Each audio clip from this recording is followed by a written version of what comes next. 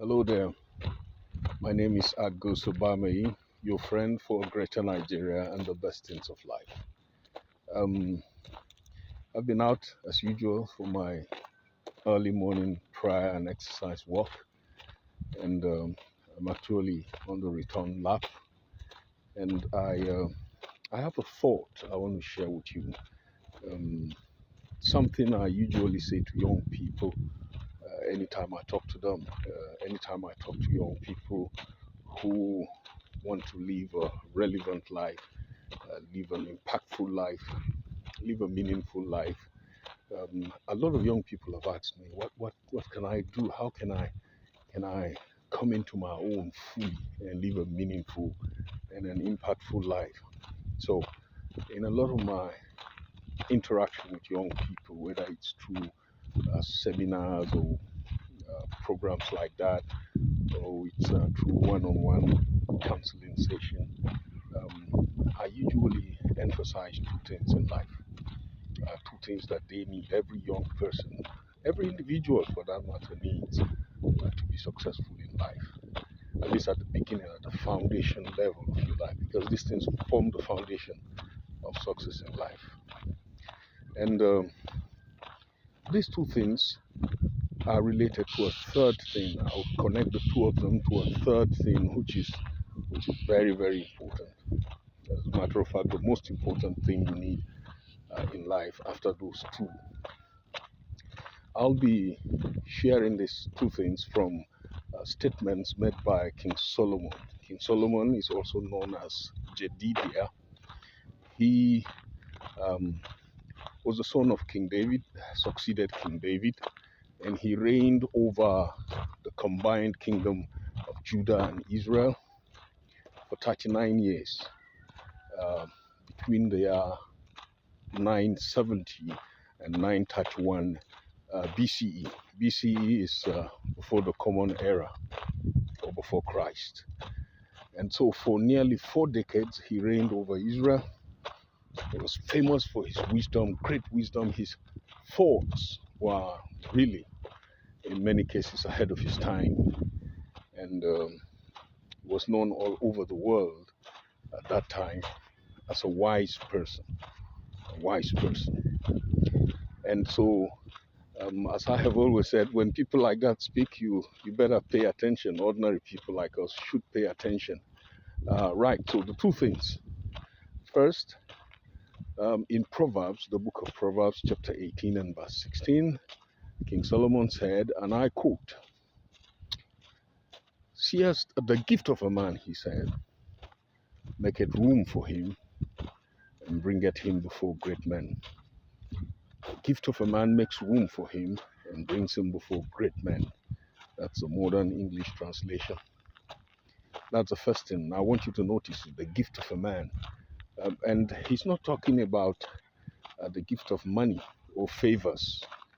Of course, if you give gifts and you help people, it opens doors for you, because when you give, you receive.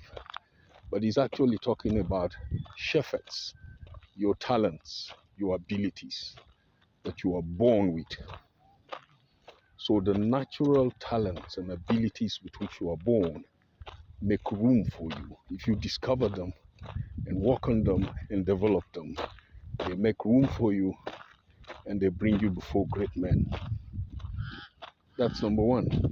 The second one is taken from the same book of Proverbs, but chapter 22 and verse 19. King David said here, "Seest thou a man that is diligent in his work, in his business? He shall stand before kings and not ordinary men." Seest thou a man that is diligent, diligence?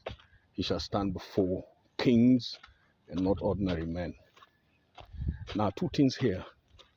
One is discovering your gift and working upon it and developing it. He said it will bring you before great men. Secondly, your commitment, your dedication, your determination, your diligence in pursuit would also bring you before great men, before kings, and not ordinary men. The question I ask myself is, why is he talking about men? Why bringing you before men? Why standing before great men, with great men? And the answer is this: God transfers grace from man to man. He does not work in a vacuum. There's nothing you need in life that will fall out of the blues. You've got to get it from someone that has it, you render services to, and he gives it to you in return for the services that you render. That's the way life works. That's why he's the God of Abraham, the God of Isaac, and the God of Jacob. He blessed Abraham, Abraham blessed Isaac, Isaac blessed Jacob with the same blessings with which God blessed Abraham initially. And that's the way he's been working. He works through men, whether it's in the spiritual or in the secular. You've got to submit to men before you are lifted up in life. So this is it. God takes everything that you need, whether it is management or it is money or instrument or resources, anything, all the things that you need to have a headway in life, to succeed in life. And he puts it in the custodianship of men. And then you've got to come to those men and submit before getting them. I'll explain why in a little while. But let me go back to this. See, like I said, God does not work in a vacuum. He works through men. And when you discover your gift and you discover your talent and your abilities, it is up to you to work on it, develop it, build it up, strengthen it up through diligence. Once you're diligent with what you do your hard work and you're committed, you're purposeful, you have clarity of vision, and you're following your vision, you're pursuing your dreams daily, working on it, building yourself up. That diligence upon the talents and the gifts in your life will make you outstanding and noticed. You will be noticed by great men, what we call destiny helpers, people who will come into your life and change your life, because they will come into your life with the resources that you need to go on and become successful in life. They will give you the guidance, the mentorship, they will open the doors for you, and you will go on from there and become successful in life. But at the primary level, you've got to walk by yourself to discover your gift. You've got to walk by yourself to develop that gift, to build it up through education, through training, through apprenticeship, whatever it takes. It's up to you. You've got to do that. And it is your commitment and dedication to it that will make you noticed by great men, to bring you before great men, and they will open doors for you. And you will go ahead to do great in life. All the success I have seen in my life came through my dedication and commitment to the talents that God has put in my life, which men noticed and opened doors for me. And I have had some great doors opened for me by men who noticed the grace and the talents that I carry. Now, let me come back to it.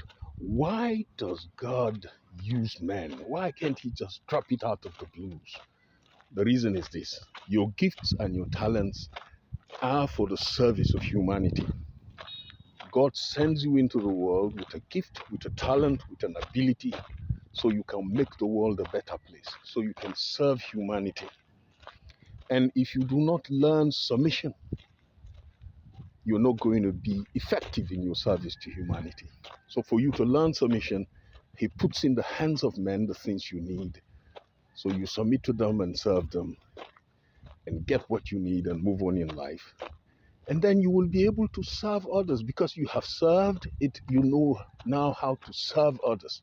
It becomes easier for you to serve others. So it's for the purpose of service that God puts talents in your life, and for the purpose of service, he makes you to submit to men and learn from submission, learn from leadership. See, the talent in your life is not for you. You don't enjoy your talent as much as other people are enjoying it.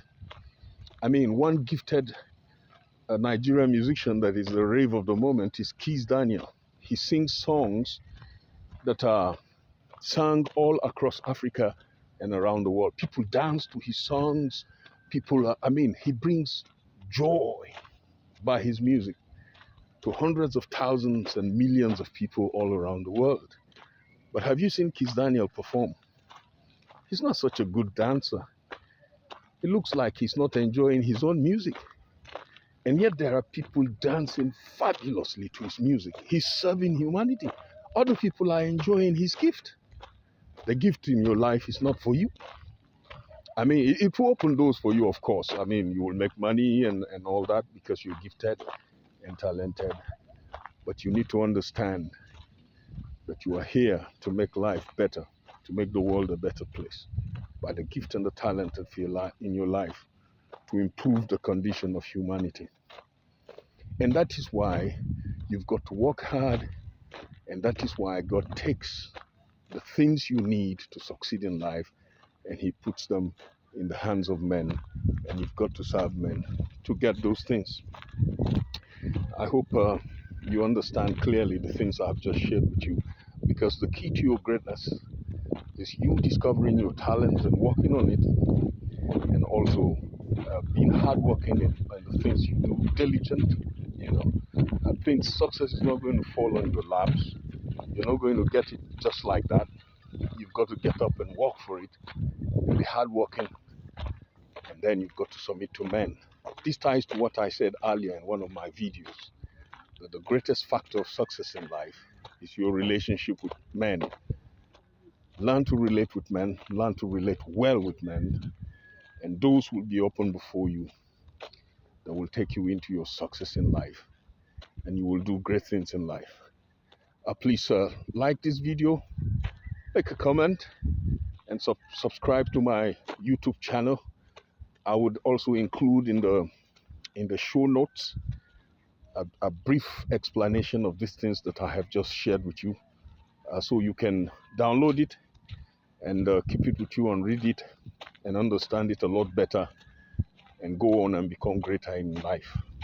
I remain Sulaiman, your friend for a greater Nigeria and the best things of life. We will talk again.